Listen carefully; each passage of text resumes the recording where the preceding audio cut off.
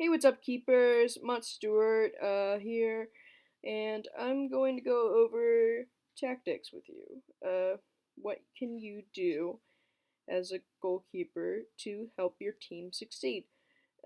Mostly you just yell, um, but we should actually look and notice things when we see them, particularly when it comes to defense. Uh, So here I have recreated a field hockey field, hopefully to the most accurate way I can.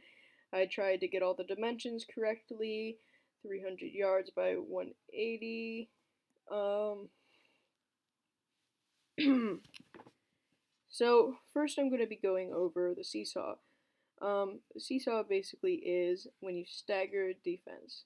In field hockey, you never want to be flat, because if you're flat, here, because if you're flat, right, and then you're beat, there's a huge space behind you that's just open. So it's important to be staggered like this picture shows, so that when this person is beat, right, there's someone here to pick up, someone here, people always there. So going on this rationale, uh, we should consider what we do when we move up the field, when we move down this field, um, when the ball's on the other side, and like the forwards are clustering over here as they usually do. So typically, a defender will be way up there, and as you can see, in my depiction, kind of shows pretty well the seesaw. Here, this defender needs to give this one some space.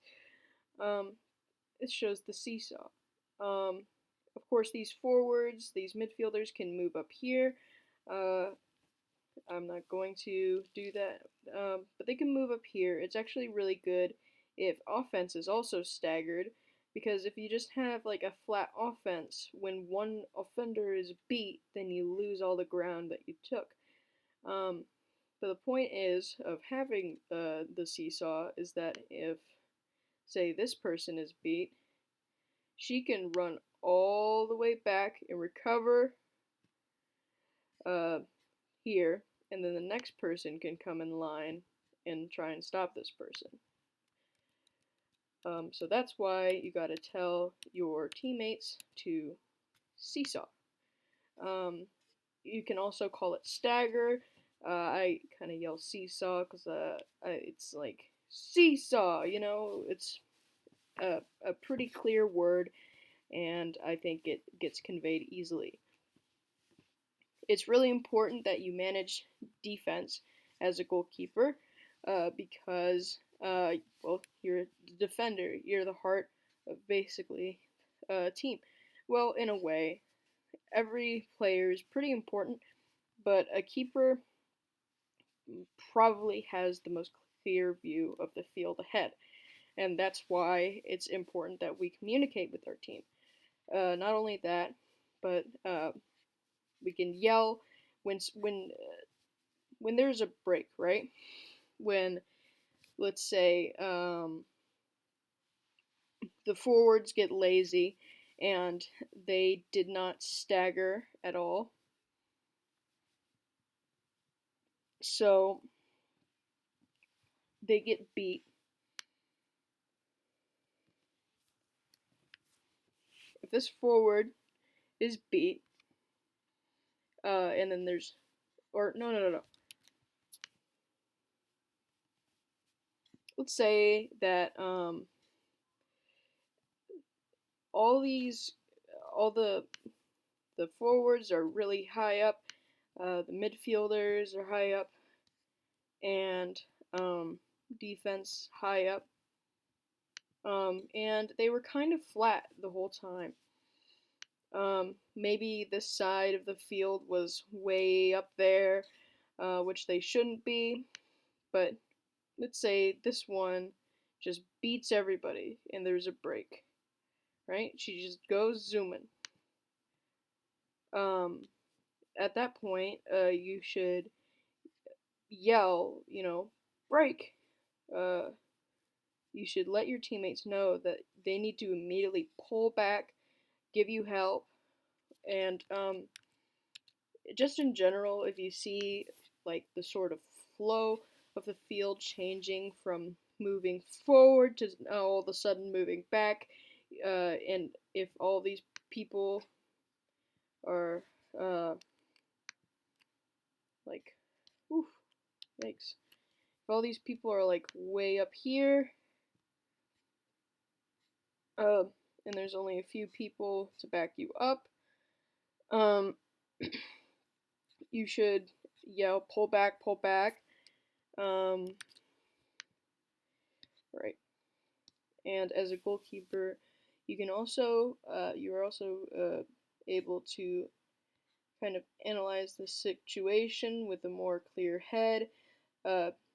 These field players tend to be more fatigued, or not fatigued, I should say. Their work is a bit more strenuous than ours in the long term, I would say. A goalkeeper, yeah, a goalkeeper's job is pretty strenuous, but I would say that a field player has a more long-lasting, strenuous task. We have pretty short burst ones, which it's kicking and clearing the ball. Speaking of which, when clearing the ball, actually I have another slide here. I can do a fun Illustrator thing, because I'm awesome. Alright. Well, that's a bit too big. I guess the giant Colossus keeper. Of course. Wouldn't have it any other way. Best keeper on the block. Okay. So, when clearing the ball, you kind of want to hit it preferably to your right. Preferably this way. This is because this is the other team's weak side. Usually, players are right-handed, so, and the stick kind of, as you can, it like leans it's asymmetrical. It's an asymmetrical usage. So if your stick's here, like so, then it would be much easier to pass these people because their sticks are not on the right side. They'll have to do a reverse stick, which is a lot more work. In higher levels of field hockey, though, they tend to select left-handed players specifically to defend and play on the left side to like ameliorate this problem. But as it stands, if you're playing a lower level, or just if they have a bunch of right-handed people on the left, it's actually a valuable thing to encourage your teammates to go and beat these people, run down the sideline with it. So that's why we want to kick the ball right. And the reason I go way right here is because you do not want to like clear it out in the middle. The middle tends to be the most congested place on the field. I mean, this currently is quite evenly spaced, but people tend to gravitate more towards the middle of the field than the edges. This is just part of the game. A valuable thing is to encourage your teammates to take things up the sidelines. And we can do that by helping them. We can do that by helping them and kicking them out wide. And also, if it kicks out wide and the area is less congested, so it's less likely that there will be a ball, or the ball will end up back in the circle immediately. This has happened to me quite a few times. Very poorly executed kicks, and and it just goes right back into my pads, back and forth, like Pong. In some scenarios, it's a lot easier to clear left, but that's if like it's generally congested over here. Um, we can go to the left generally if it's open space, and that's another thing. We like to shoot out where there is open space. If nobody is open to pass to, just shoot out into open space. When in doubt, open space. And the reason why that is because open space is nobody's game. Or I guess what I mean to say is open space is like nobody's space. That's why it's open.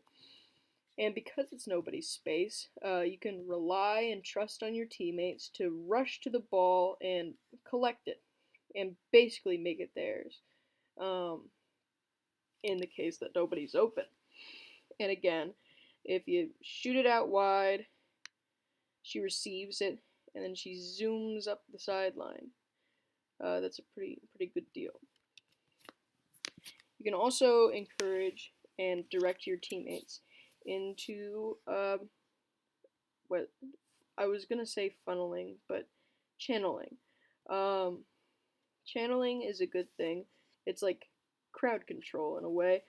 If you don't know, a good idea is to encourage your teammates to funnel a player with a ball in a certain way.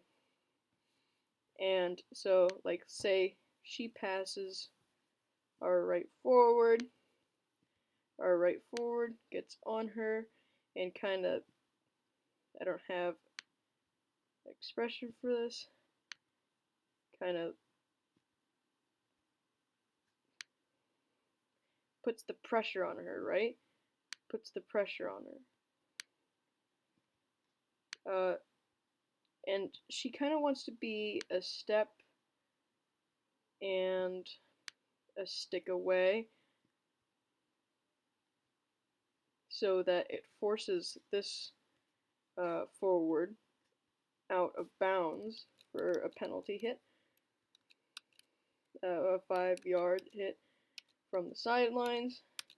There's not much you can do on the field yourself, but you can tell your teammates, and that's my next. That's what I want to say next. When you are a goalkeeper, since you have a very clear view of the field, you're center and backmost, so you don't really have a blind spot of the field. You can. It's important that you're like you broadcast what you see. So it's a good idea to yell for your teammates to do things. It's worked for me. This might not work for you. Anyway, we might just go over corners. Okay. So, corners. Yay! Okay, so corners, especially offensive corners. Well, corners, offensive corners.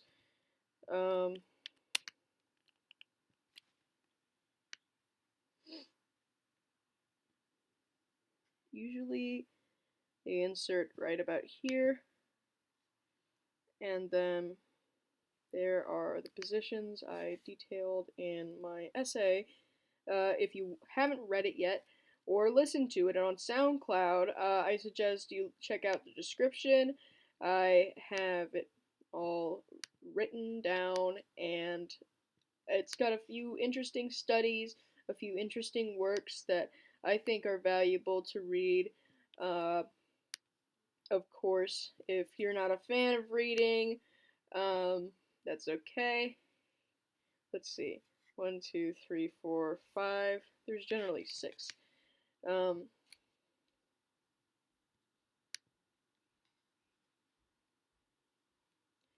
And then, of course, you aren't alone in an offensive corner. So, here we go.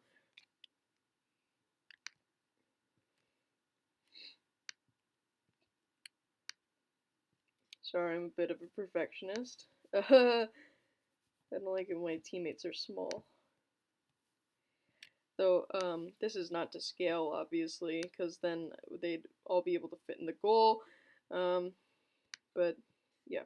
So, keeper's in the middle during a defensive corner, or an offensive corner, my bad.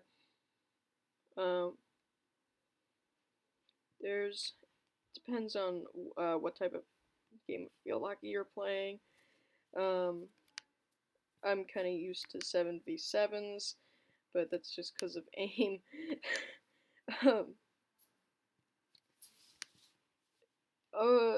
Anyway,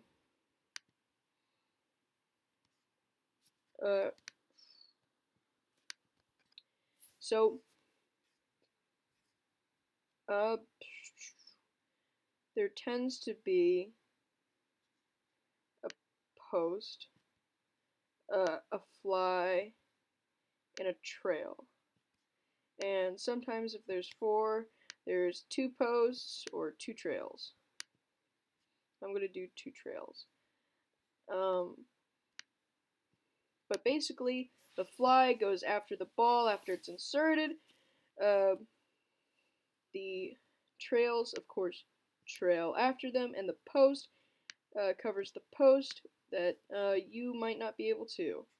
And the rules of offensive corners is that once the inserter has touched the ball, it's on. But they can't score unless they bring the ball out of the circle. And usually, during offensive corners, teams will convene. Either that or they have dedicated code words. One of the things that I have picked up on as a goalkeeper is figuring out some of the codes that they mean. Usually they'll say a code, they'll say like a state's name, or they'll say like a color. It doesn't really matter what it is in particular. It matters what they do after they say that. If someone says like Texas, and then they pass to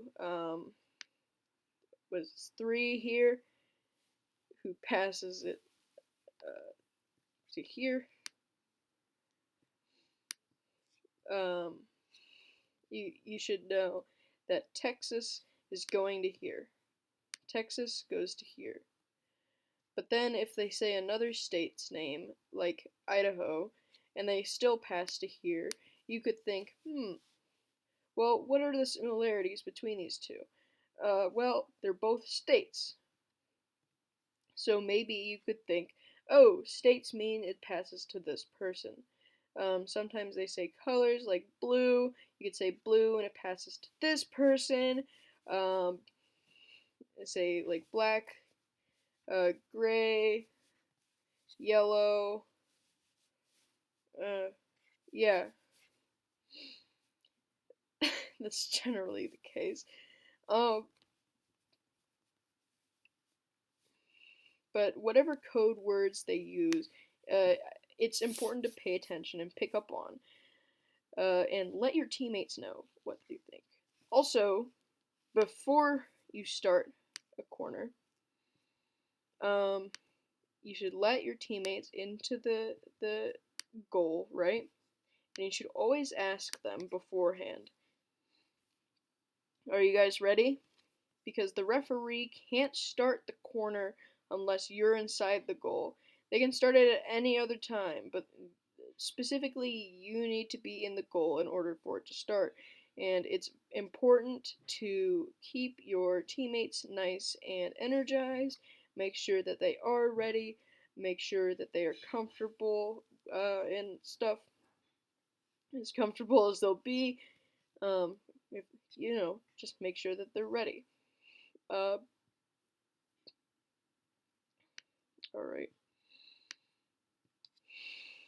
I'm going to now talk about marking. Marking's fun, isn't it?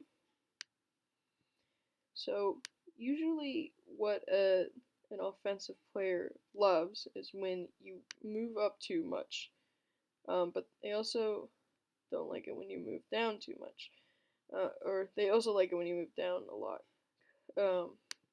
If you move up too much, that can just give them an opening, right? Usually there's people marking one another. Not everybody's covered all the time. Wow, this person is overlapped. They're overlapped. Huh. That's weird. Anyway,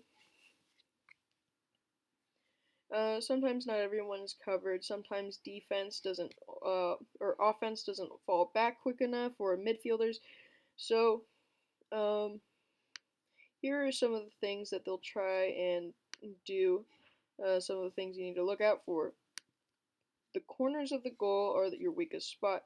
The best spot you can be in is the middle, and you should go way up, especially in the event of a break where nobody's down, right? So let's say these people are way out here, and there are no defenders.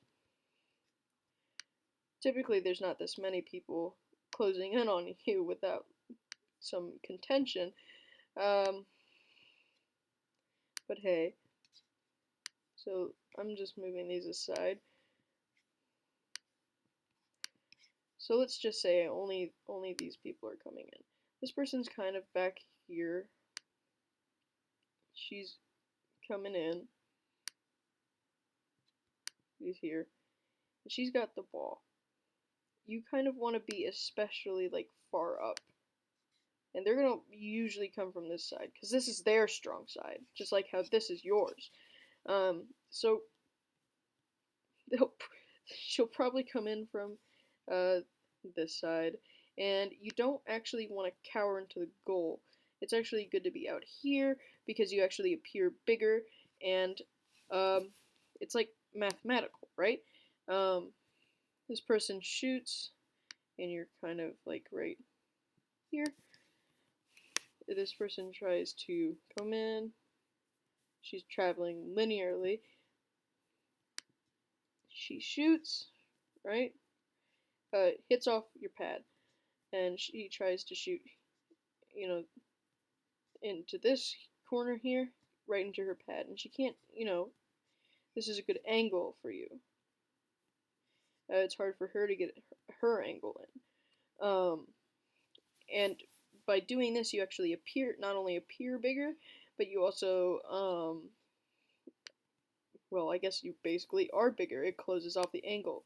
If you're all the way in here, there's a bigger space that she can go through. So you kind of want to be out.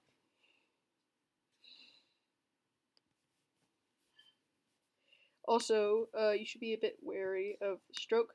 Usually on corners that they like to go up onto the stroke.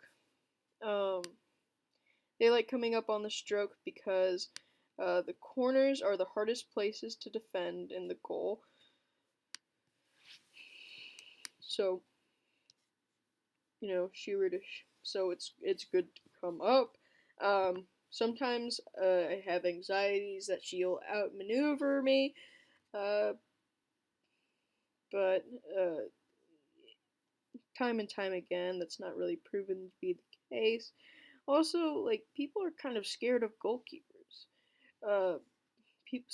Goalkeepers scary. They wear we wear big pads, big gear, and we can kind of push them over if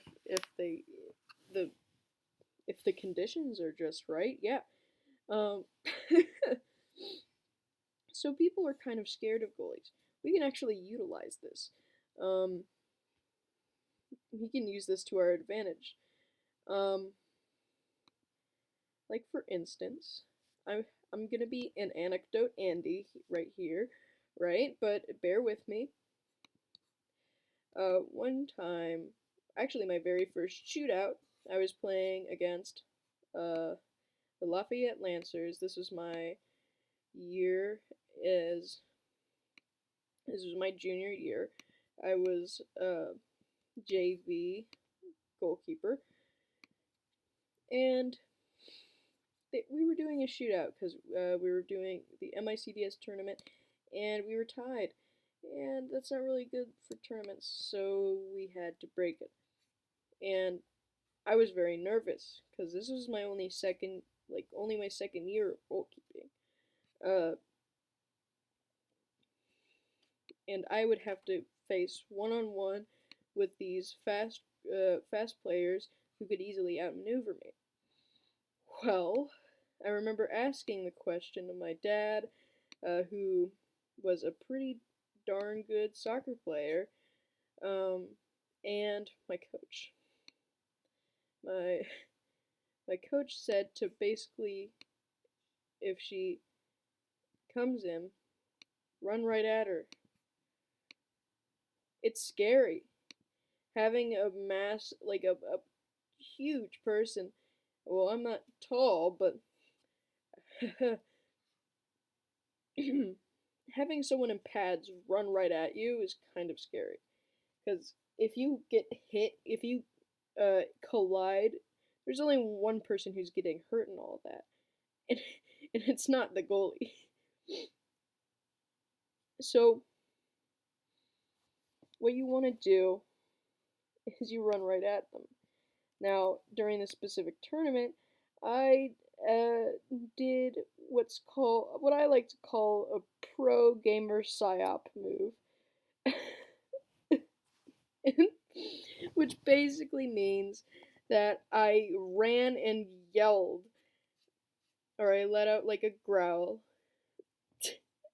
I let out a growl at these people, and almost every time they would go ah, and they'd fumble the ball, and I'd just uh, mosey on up and kick the ball out of the circle. I had a bad habit of shooting left instead of right, but oh well, it doesn't matter in a shootout as long as it's out of the circle or I waste her time. That's all I need. This also works on a one-on-one situation. One-on-ones are very difficult to deal with because normally you're used to relying on your fellow defenders, and you should rely on them. They should be good enough. Whoop, my bad. They should be good enough that they will be able to back you up. They should be able to read the field. But sometimes, you know, things happen. People get tired. Mistakes happen. So don't hold any vitriol or frustration towards your teammates. They're trying their best. They make all us winning possible. Right. On a one-on-one situation, this works. Right. Also, it's important to come out of the goal. It's not just to, close off angles, though that mostly is like the tactical reason. But if we're going on the theme of psyops, it also makes you appear bigger. Just in general, and bigger in comparison to the goal, relatively.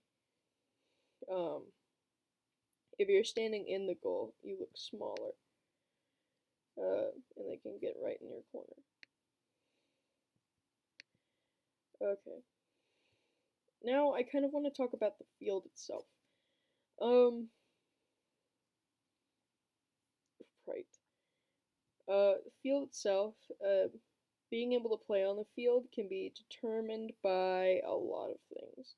I'm just going to talk about environmental factors, but it's going to be a general overview because I could go on for hours about like uh, certain meteorological conditions in which you play in. But yeah, so first I'm going to go over the field and what it's made of. What type of field is it? Now, Kirkwood High School's field is kind of a bad field to play on for, well, other teams. Mostly teams who are used to playing on turf.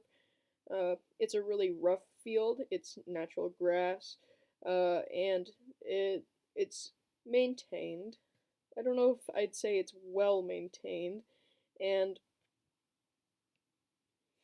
there's those dirt pellets where they take it out of the dirt, and there's also divots from freshmen and JV practicing their drives.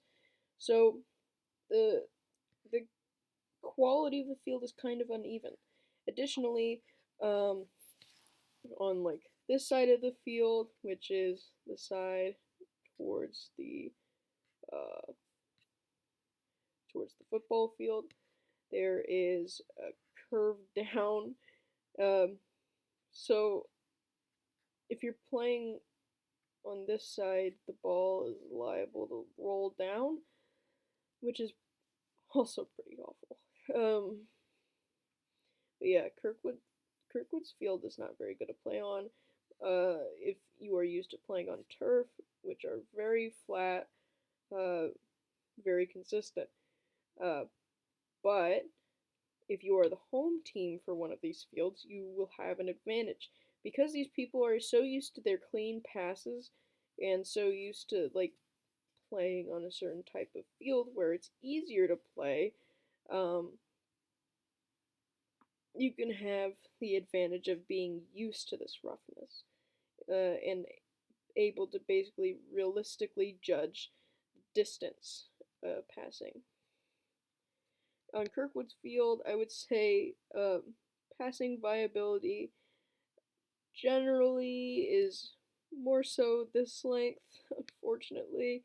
If you're an exceptionally uh, hard hitter, you might be able to drive it up here, but it's normally not the case. And next I'm going to be talking about like normal grass fields. Normal grass fields tend to be a bit more consistent. If they're flat, I would say their passing viability would probably be up to here, and a drive might go to here. And, right, rough fields are pretty good for goalkeepers. It generally makes the game slower.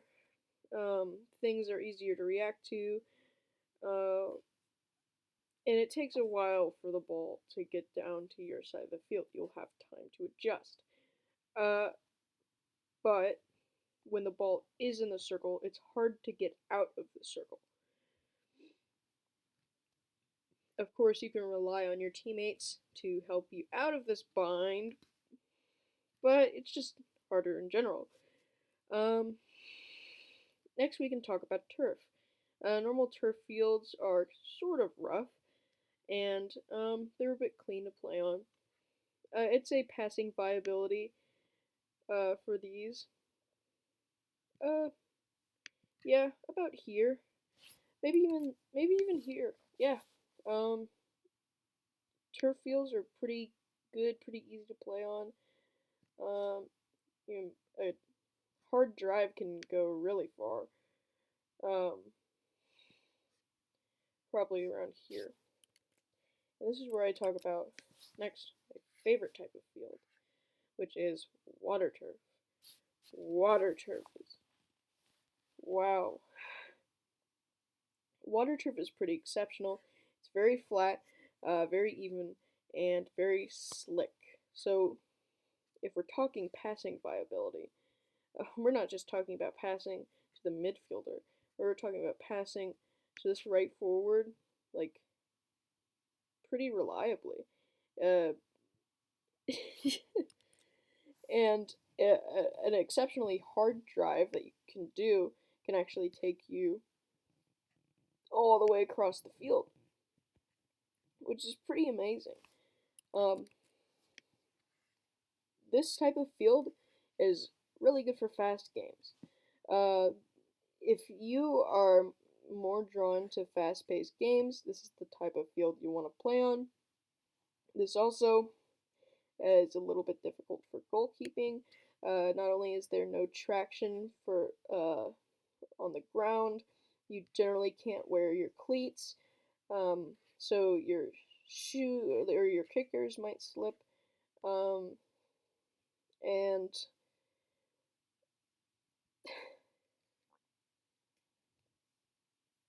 it's yeah, it, I've slipped quite a few times on these fields. It's kind of embarrassing, but oh well. Anyway, a good thing about uh, water turf is that the ball goes way out that circle. Goes way out.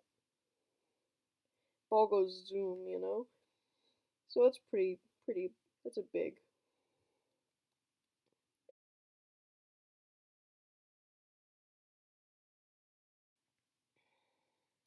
Now that we're done talking about field quality, we can talk about the general way the field is constructed. Um, the best fields you can play on are north-south facing fields. That's because they reliably don't have sun in your eyes. I mean, depending upon the time of year, though, you could, but like, I'm not going into the whole. I'm not going into things. I'm not going to season.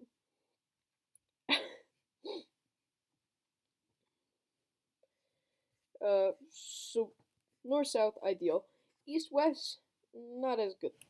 Uh, in the event that you have an east west field, I'm sorry. It depends on the time of day you play at, and if it's even overcast. If it's overcast, then you're probably gonna have less problems with sunlight. Uh, well, yeah. Um, but east west in the case that you are playing in at noon, it should be okay. If you are playing east west at like in the morning or the evening, that's not as good. Normally my games would be at like 5 p.m. So and the sun was kind of tilted. Um, it wasn't perfectly one way or the other. So from my perspective, the sun was like around here in the sky, so it would just reflect off my helmet relentlessly. So I would be pretty glad whenever I was posed on this side, and then later in the game when it was darker, because it was October, I'd be on this side, and the sun would be lower, and it would normally be behind the trees by then, or the building. So um, you can actually bring this up with. Normally, this isn't determined by anything in particular. It's just something to acknowledge about field hockey. Uh, Another thing to consider is wind when you are playing. The wind might change the direction of your uh, ball, but well, that's not particularly significant, I would say. Um, Unless you're like in a tornado. uh, Sorry, I'm laughing at my own jokes. Right. So these are basic tactics, and basic reading of the situation. Um, Of course, you can read a bit more about this in my essay that I wrote. It's got plenty of sources, and it's also got some other interesting tidbits in there. It's basically me advocating for particular teaching for goalkeepers because I think goalkeepers are really important. I think, well, this is my inflated sense of self importance. But I think goalkeepers might be in an exceptional position, and I don't think I've received apt training as a goalkeeper. I think that personally, I have had to learn quite a few of this, and I've had to endure um, a lot of the same training. I normally would have to adhere to the field players. I did not have my own goal coach until I signed up with a club, and then I improved drastically. I had a lot of fun. I learned a lot, and I'm here to impart you with some of the things that I've learned. Um, and I sure hope that some of these uh, things were helpful. I sure hope some of these things were helpful. Maybe you learned something. Please let me know in the comments. Uh, and yeah, if you want to know more, uh, check out my SoundCloud. I read aloud my essay if you're not into reading, and I also have it linked if listening and reading is good for you. Uh, also, uh, I have a video about calisthenics and basically about what type of build you want as a goalkeeper. And I have a video about how to properly put on your goalie gear. Make sure you are protected, make sure you are safe.